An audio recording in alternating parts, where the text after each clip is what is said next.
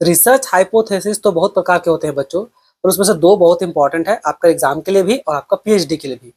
पहला है आपका अल्टरनेट हाइपोथेसिस जिसको हम लोग H1 भी बोलते हैं।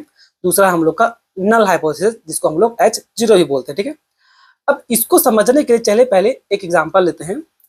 हम एक हाइपोथेसिस क्लेम कर रहे हैं, जैसे कि जो number of study of hours है, ठीक है, यानी कि स्टडी पे जो आवर्स है उसका इम्पैक्ट आपका मार्क्स पे पड़ेगा। तो ये सिंपली क्या हो गया, ये सिंपली हम लोग का एक हाइपोथेसिस हो गया, यानी कि सिंपली एक क्लेम हो गया, एक अजम्पशन हो गया जिसको अभी टेस्ट करना बाकी है। ठीक है, अब इस क्लेम पे, इस अजम्पशन पे हम लोग दो प्रकार का हाइपोथेसिस बना सकते हैं।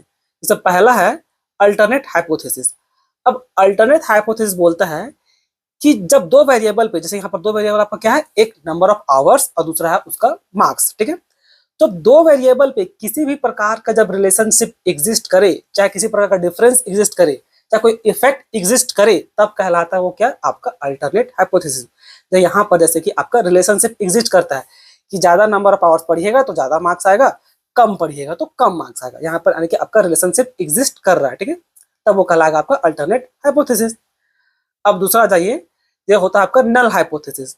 नल हाइपोथेसिस में आपका ना ही किसी प्रकार का रिलेशनशिप एग्जिस्ट करेगा, ना ही कोई डिफरेंस होगा, ना ही कोई इफेक्ट होगा। जब कुछ भी नहीं होगा दोनों दो वेरिएबल्स के बीच में, जैसे यहाँ पर दो वेरिएबल आपका क्या क्या था, नंबर ऑफ आवर्स और उस पर मार्क्स, जब यहाँ पर आपका कोई रिलेशनशिप एग्जिस्ट नहीं कर रहा, ना ही कोई डिफरेंस, ना ही कोई इफेक्ट, तब वो आपका क्या कहलाएगा, तब वो आपका कहलाता है नल हाइपोथेसिस।